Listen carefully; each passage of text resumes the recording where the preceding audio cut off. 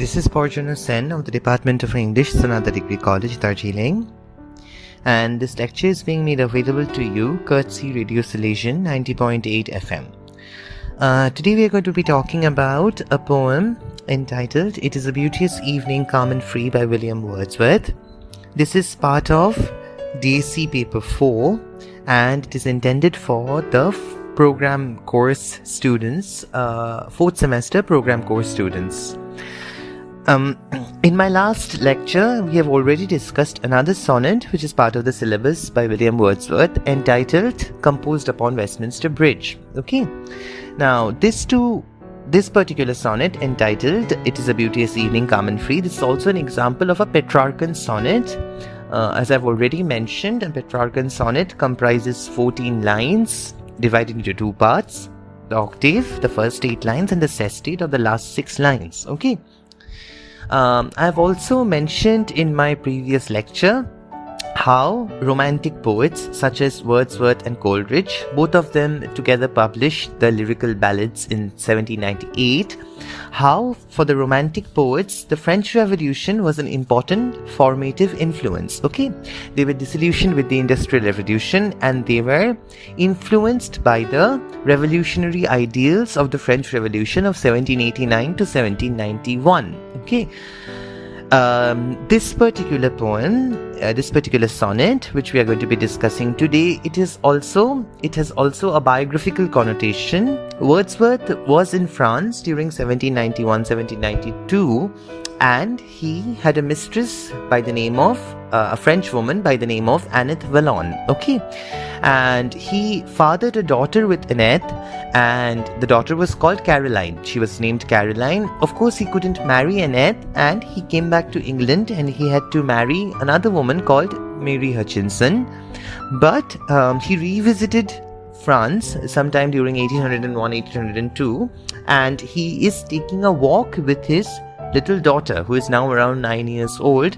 And this particular sonnet he's dedicating, or he's addressing to his little daughter who is born out of wedlock. She's the daughter of Wordsworth and Annette Vallon. Okay, so this is the biographical connotation which you'll have to remember while you're studying this poem. I also mentioned in my last lecture about the idea of spots of time. Okay, now what are the spots of time? Spots of time are memorial landscapes for Wordsworth. Okay, in his Wordsworth writes in his prelude, the prelude, that spots of time are memories of significant events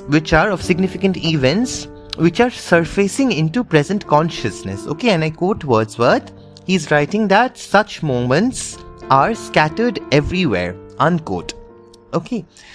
For Wordsworth, many Wordsworth scholars argue that these spots of time, which are like memorial landscapes for him, which are like repositories of memory of events which have transpired in the past, they form the structural units of Wordsworth's poems. Okay, poems, famous poems such as Tintern Abbey and also Immortality Ode.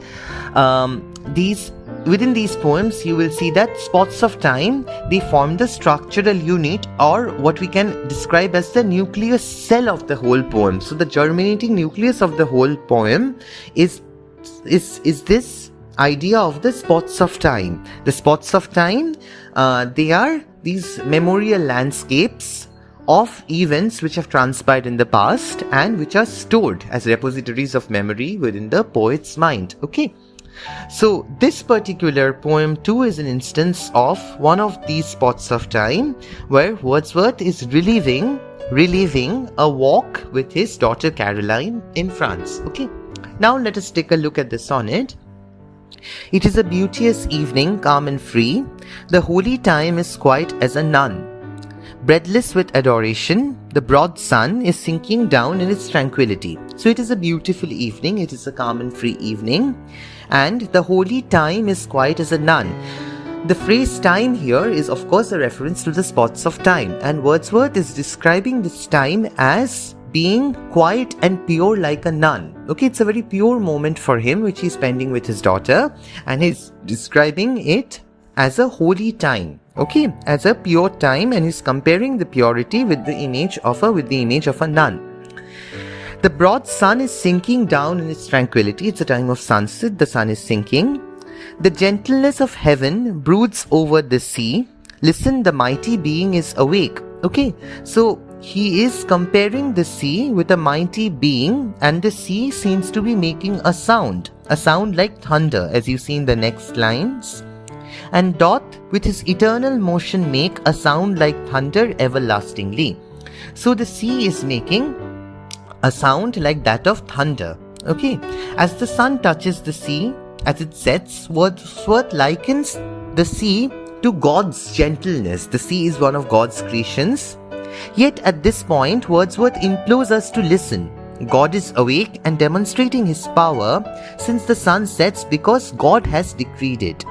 The sound of the world turning is likened to thunder, but everlasting thunder because the world keeps on turning forever.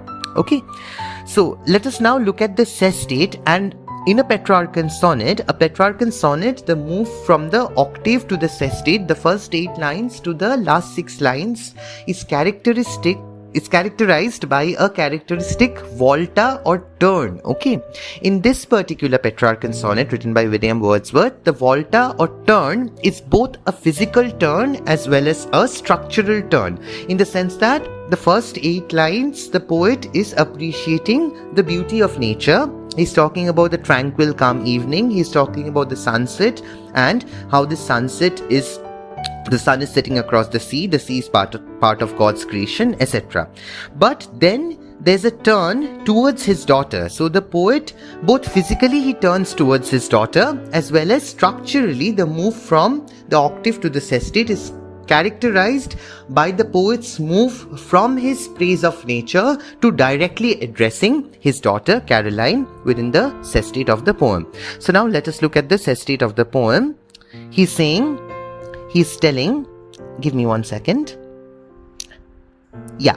He's saying, dear child, dear girl. So this is how the sestate begins, and I told you there's a biographical connotation here. He's addressing his child Caroline.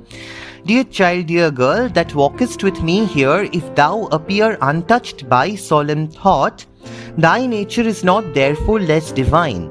Okay, so Wordsworth is here. He is talking to his daughter Caroline, and just give me a second. As I've mentioned, this is around 1802 and his child was probably around 9 years old. Okay, Wordsworth cannot know what Caroline may be thinking. Is she untouched by solemn thought? Unlike her father, who is very much touched. Okay, what is the solemn thought? The solemn thought is generated by the sight of this beauteous evening, and Wordsworth is thinking that just like this solemn thought, which is sort of which is occasioned by the sunset and by nature, what he is thinking is the child also thinking the same. But that doesn't make the child's nature any less divine than his. Okay, that is the reference here. And then Wordsworth is saying, thou liest in Abraham's bosom all the year, and worshippest at the temple's inner shrine, God being with thee when we know it not. Okay, so here Wordsworth is alluding to the Gospel of Luke 16:22, and I'm quoting, and it came to pass that the beggar died and was carried by the angels into Abraham's bosom. Although Caroline was very much alive, she was around 9 years old, as I've already mentioned, in 1802, Wordsworth appears to be referring to the special place in heaven that children occupied within his romantic philosophy. In the final line of the poem, Wordsworth tells Caroline that God is with her even when he and she are unaware of it. The purpose of this seaside walk with his daughter was important to the poet. This was the first time he had spent any time with her. I told you that he was revisiting France around this time, after his first visit around 1791 to 1792. He had fallen in love during 1791 to 1792 with Annette, and at that point of time, it was the heyday of the French Revolution, and Wordsworth had fallen in love with a young idealistic Wordsworth influenced by the French Revolution. He had fallen in love with Annette. Okay, now it is 1802 and he is prepared to settle down back in England with his present wife Mary Hutchinson. Wordsworth makes a trip across the English Channel to visit his daughter born out of wedlock with his mistress Annette. Okay. The poem has sort of references of another famous poem. It's also a seaside poem, Matthew Arnold's Dover Beach, because there also Arnold seems to be turned on. He's struck by the sound of the sea, and here also, as I told you, the sight of the sun setting on the sea, it causes a moment of solemn thought. It occasions a moment of solemn thought in the poet, which is followed by the volta or turn in the sonnet, where he's turning to the daughter and wondering whether she too is struck by this solemn thought. Okay, so one more thing you should remember is that for Wordsworth, as I've already mentioned, the spots of time is very, very important. So although this is an example of a Petrarchan sonnet divided into the octave and the sestet, here the spots of time is the moment which is sort of Wordsworth has lived with his daughter. Okay, he has sort of lived this moment with his daughter, and it is a part of his memory now. It is a part of his memorial landscape, and then thereafter he's making it a part of his written expression. He's articulating it through the medium of his poetry. Okay, just one more thing. A typical Petrarchan sonnet is characterized by the rhyme scheme.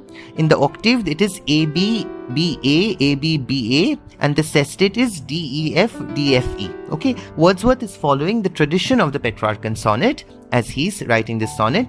It's structurally a Petrarchan sonnet because it is following the rhyme scheme of the Petrarchan sonnet, and also because the move from the octave to the sestet is characterized by the volta or the turn, both a emotional or a structural turn in the poem as well as a physical turn from the poet speculating about nature's beauty to the poet physically turning towards his daughter. Okay, remember that Wordsworth is not following the tradition of the English sonnet, which was popularized by Edmund Spenser, 3 quatrains and 1 couplet, but he's going back to the style of the Petrarchan sonnet. Okay, so that's about the 2 sonnets by Wordsworth in your syllabus. If you have any questions, you are free to get back to me. Thank you so much.